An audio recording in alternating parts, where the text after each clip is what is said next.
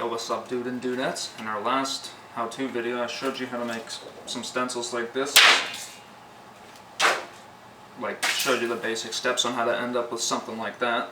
I figured I'd show you the way that I found is the most proper way to apply paint with the stencils. What you're going to need for that is a can of spray paint. I got Iron Lac off of Bombing Science. Nice high quality paint, but any paint will do. And you're going to need a roll of painter's tape, electrical tape, duct tape. Any kind of tape will work as long as it can stick to an exterior wall, preferably. Let's step outside and get cracking. Okay, so I'm going to give you a couple examples of how this works. I'm going to be using cardboard as my template, which is a little unideal, but I don't really have anything else laying around at the moment. And there's also a light misty drizzle thing because we got snow condensation science stuff happening. So anyway, you're going to take your paint, give it a shake. And you know, before you paint, it's always good to have maybe a respirator, get some gloves on. You know, it's just safety stuff. When you're laying a stencil out and it's laying down on something, there's no real need for tape. I mean, you're going to be holding it there. That's where the gloves come in. Love that. You don't want to come in and just lay paint like that heavy. Otherwise, you're going to have problems when you try to remove your stencil. You're going to want to just... See, I'm dusting, I'm doing this, right? That's all you're going to want to do, but over your piece. Shake, sometimes the nozzle gets clogged. If you're doing this for, like, super professionally, come in from the other side. Just dust it. There we go. So now when I remove this, if it went how it should have, we get a nice sort of shuttery logo. You see that overspray and stuff, but if I were to do that in a professional setting, I would have taped off everything I didn't want paint on.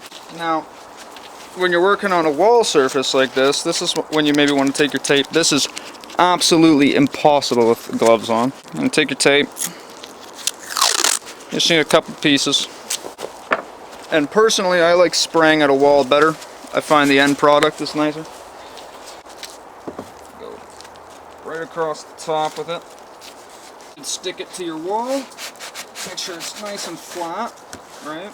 So you could do this to literally any material, any wall, as long as tape sticks to it. Boom.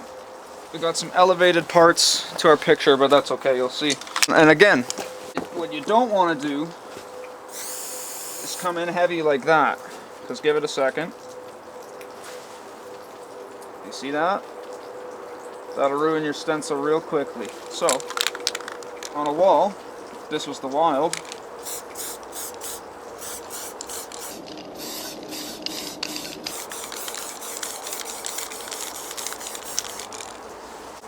And can control is something you'll learn over time.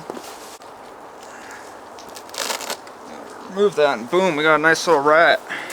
Now, obviously, the newer your stencil, the fresher the print it's going to get, because after an amount of time the paint will start to curl just over drying. But if you're really that anal about it, scrape it off. It works.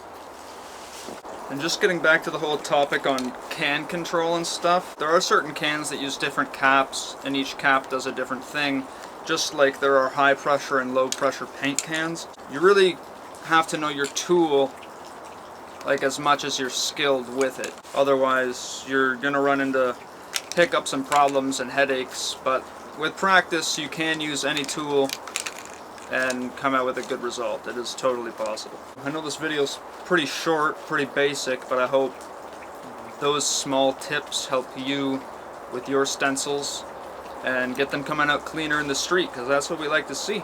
Some nice clean work. If you've enjoyed, please like, leave a comment, subscribe. It's free and you can change your mind anytime you want. Peace, guys.